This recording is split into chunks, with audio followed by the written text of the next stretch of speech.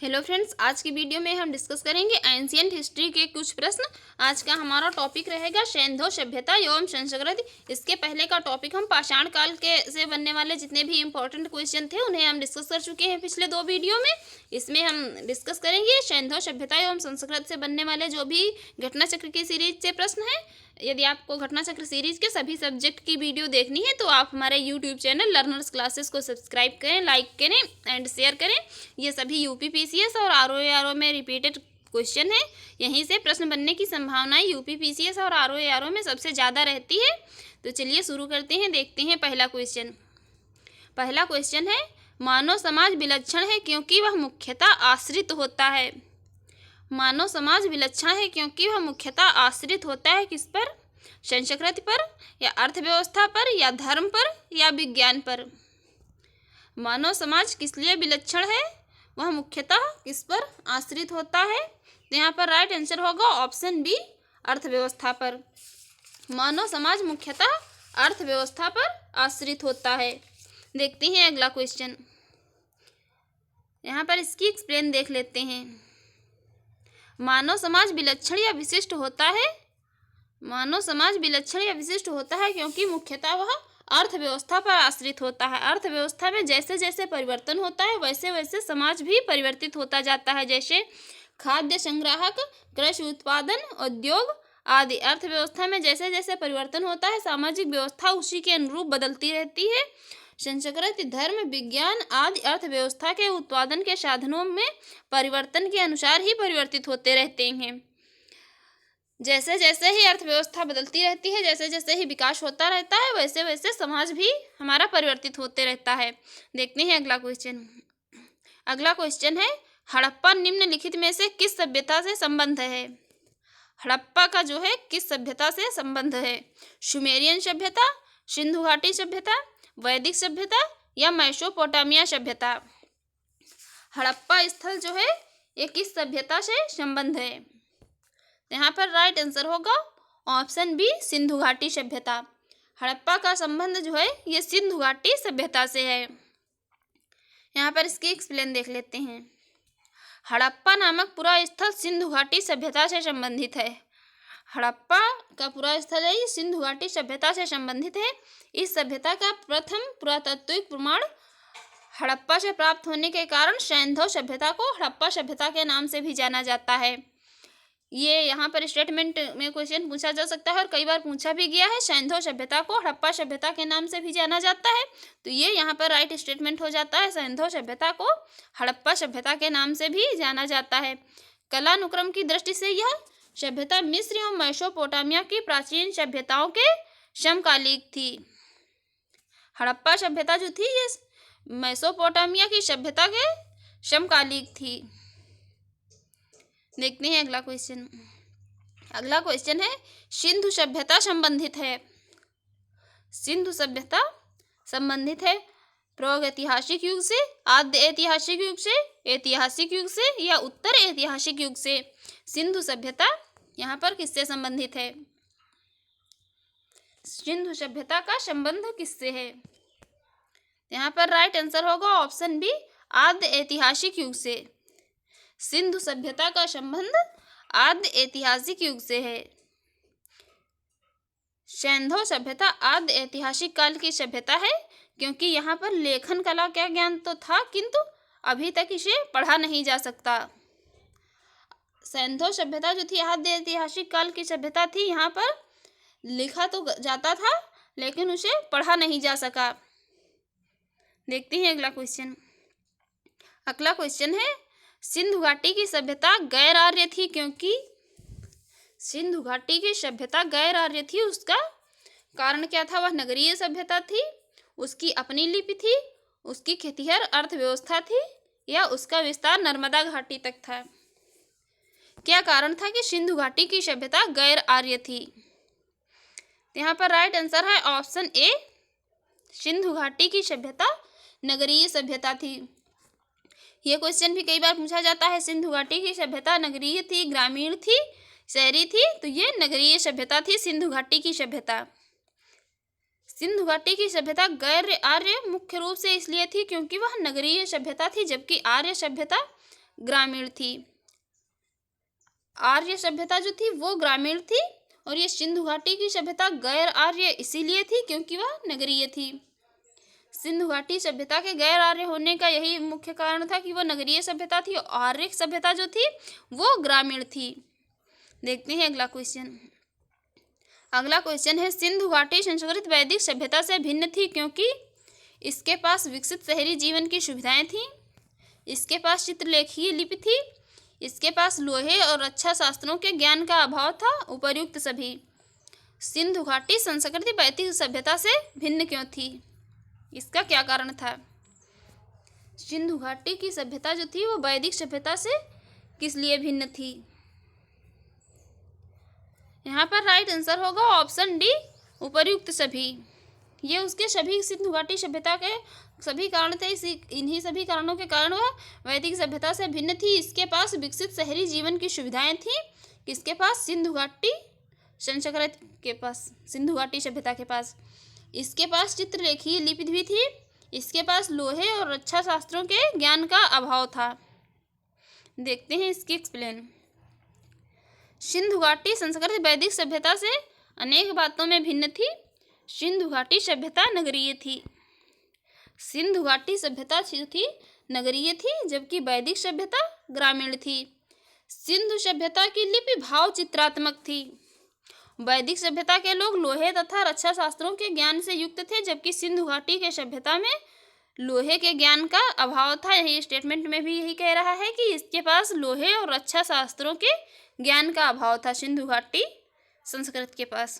देखते हैं अगला क्वेश्चन। अगला क्वेश्चन है हड़प्पा संस्कृत की जानकारी का प्रमुख स्रोत है। हड़प्पा संस्कृत की जानकारी का प्रमुख स्रोत क्या है? शिलालेख, पक्की मिट्टी की मोहरों पर अंकित लेख, पुरातात्विक खुदाई या उपर्युक्त सभी। हड़प्पा संस्कृत की जानकारी का प्रमुख स्रोत, यहाँ पर राइट आंसर होगा ऑप्शन सी, पुरातात्विक खुदाई। हड़प्पा संस्कृत की जानकारी का प्रमुख स्रोत पुरातात्विक खुदाई था। इसकी एक्सप्लेन देख लेते हैं। हड़प्पा सभ्यता की लिपि का वाचन अभी तक नहीं हो सका। हड़प्पा सभ्यता में लिखा तो जा सकता था लेकिन उसे अभी तक पढ़ा नहीं जा सका है। अतः सभ्यता से संबंध अनेकों पुरा स्थलों से प्राप्त पुरावशेष ही हड़प्पा संस्कृत के विशिष्ट तत्वों पर प्रकाश डालते हैं। देखते हैं अगला क्वेश्चन। अगला क्वेश्चन है भारत में चांदी की उपलब्धता के प्राचीनतम साक्ष्य मिलते हैं। भारत में चांदी की उपलब्धता के प्राचीनतम साक्ष्य कहाँ से मिलते हैं? हड़प्पा संस्कृति में, पश्चिमी भारत की ताम्रपाषाण संस्कृति में, या वैदिक संहिताओं में, या चांदी के आहत सिक्कों में? चांदी की उपलब्धता के प्राचीनतम साक्ष्य, यहाँ पर राइट आंसर है ऑप्शन ए, हड़प्पा संस्कृत से। भारत में चांदी की उपलब्धता के प्राचीनतम साक्ष्य हड़प्पा संस्कृत से प्राप्त होते हैं। देखते हैं इसकी एक्सप्लेन। हड़प्पा वासियों को चांदी की जानकारी थी। मोहनजोदड़ो और हड़प्पा के निवासियों के मध्य इसके विधिवत प्रयोग के साक्ष्य मिलते हैं। ये लोग राजस्थान की जावर और अजमेर खानों से चांदी प्राप्त करते थे। हड़प्पा वासी कहाँ से चांदी प्राप्त करते थे? तो राजस्थान की जावर और अजमेर खानों से चांदी प्राप्त करते थे। कौन से? हड़प्पा वासी। हड़प्पा के जो निवासी थे वो राजस्थान की जावर और अजमेर की खानों से चांदी प्राप्त करते थे। देखते हैं अगला क्वेश्चन। अगला क्वेश्चन है हड़प्पा में मिट्टी के बर्तनों पर सामान्यतः किस रंग का उपयोग हुआ था? हड़प्पा सभ्यता में जो मिट्टी के बर्तन थे उन पर किस रंग का उपयोग हुआ था? लाल, नीला, हरा, पांडु या नीला? किस रंग का उपयोग हुआ था हड़प्पा में मिट्टी के बर्तनों पर? यहाँ पर राइट आंसर है ऑप्शन ए, लाल रंग का। हड़प्पा में मिट्टी के बर्तनों पर लाल रंग का उपयोग हुआ था। इसकी एक्सप्लेन देख लेते हैं। प्रारंभिक हड़प्पा सभ्यता में पैर से चलित चाक का प्रयोग किया जाता था। हड़प्पा सभ्यता में पैर से चलाने वाली जो चाक थी उसका प्रयोग किया जाता था। सभ्यता की परिपक्व अवस्था में हाथ से चालित चाकों का प्रयोग किया जाने लगा। सभ्यता जब धीरे धीरे हड़प्पा सभ्यता विकसित हुई तो उसके बाद में हाथ से चलाने वाली चाकों का प्रयोग किया जाने लगा। डिजाइन के आधार पर इन बर्तनों की दो श्रेणियां थीं। इन्हें दो श्रेणियों में बांटा गया था, एक तो बिना डिजाइन वाले बर्तन तथा दूसरे चित्रित मृतभांड। एक तो बर्तन ऐसे होते थे जो सिंपल होते थे, उन पर कोई डिजाइन नहीं बनी होती थी, और दूसरे बर्तन थे जिन पर डिजाइन बनी होती थी, जिन्हें मृतभांड कहा जाता था। मृतभांडों को बनाने वाली मिट्टी में रेत का मिश्रण किया जाता था, जिनको पकाने पर यह हल्के भूरे लाल रंग का रूप ग्रहण कर लेती थी। इन मृतभांडों के ऊपरी हिस्से में लाल रंग की पुताई कर दी जाती थी तथा निचले हिस्से में काले रंग से विभिन्न प्रकार की चित्रकारी की जाती थी। क्वेश्चन कई बार यह भी बनता है कि ये जो मृतभांड थे, मृतभांडों पर पुताई किस रंग की जाती थी, तो ये इन पर मृतभांडों पर पुताई लाल रंग की जाती थी, और इनके निचले हिस्से में काले रंग से विभिन्न प्रकार की चित्रकारी की जाती थी।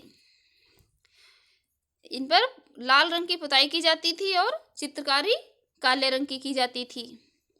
देखते हैं अगला क्वेश्चन। अगला क्वेश्चन है, मूर्ति पूजा का आरंभ कब से माना जाता है? मूर्ति पूजा का आरंभ कब से माना जाता है? पूर्व आर्य या उत्तर वैदिक काल से, या मौर्य काल से, या कुषाण काल से? मूर्ति पूजा का आरंभ कब से माना जाता है? तो यहाँ पर राइट आंसर है ऑप्शन ए, पूर्व आर्य से। पूर्व आर्य काल से मूर्ति पूजा का आरंभ माना जाता है। ये सभी काल तो उसके बाद के हैं, मौर्य काल तो अभी बहुत ही बाद का है। इसकी एक्सप्लेन देख लेते हैं। मूर्ति पूजा का प्रारंभ पूर्व आर्य काल से माना जाता है। सैंधव सभ्यता में मूर्ति पूजा प्रचलित थी। सैंधव सभ्यता में मूर्ति पूजा प्रचलित थी। उसके उदाहरण अनेक सैंधव पुरास्थलों से प्राप्त होते हैं। मातृ देवी की मृण मूर्तियाँ तथा मुहरों पर प्राप्त चित्र। मूर्ति पूजा का प्रारंभ पूर्व आर्य काल से माना जाता है। ये इसी काल से प्राप्त हुई है मातृ देवी की मूर्ति। देखते हैं अगला क्वेश्चन।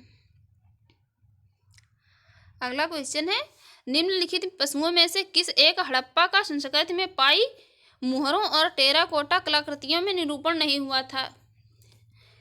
हड़प्पा संस्कृति में पाई गई मुहरों और टेराकोटा कलाकृतियों में ये कौन सा पशु जो है इसका चित्र नहीं बना हुआ था?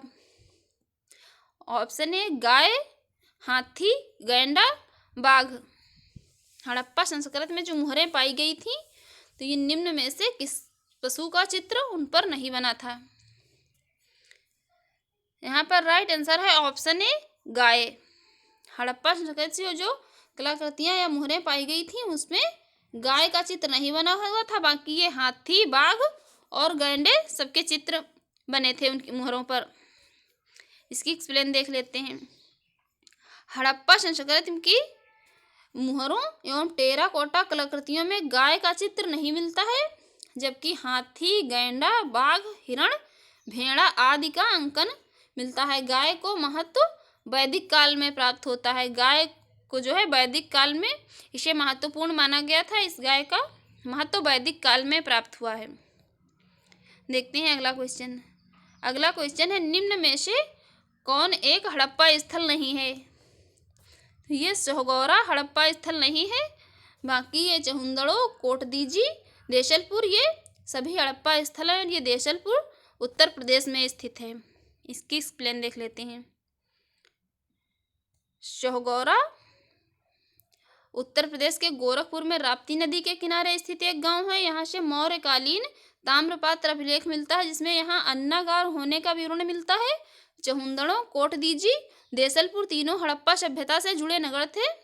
चहुंदड़ो और कोटदीजी पाकिस्तान के सिंध प्रांत में है, जबकि देशलपुर गुजरात राज्य में स्थित है। देशलपुर गुजरात राज्य में स्थित है, और जबकि ये जो है सोहगौरा ये उत्तर प्रदेश के गोरखपुर में राप्ती नदी के किनारे स्थित है। देखते हैं अगला क्वेश्चन। अगला क्वेश्चन है, एक जूते हुए खेत की खोज की गई थी। जूते हुए खेत के साक्ष्य कहाँ से मिलते हैं? मोहनजोदड़ो में, कालीबंगा में, हड़प्पा में या लोथल में? जूते हुए खेत की खोज कहाँ से की गई थी? तो यहाँ पर राइट आंसर है ऑप्शन बी, कालीबंगा से। जूते हुए खेत के साक्ष्य कालीबंगा से प्राप्त होते हैं।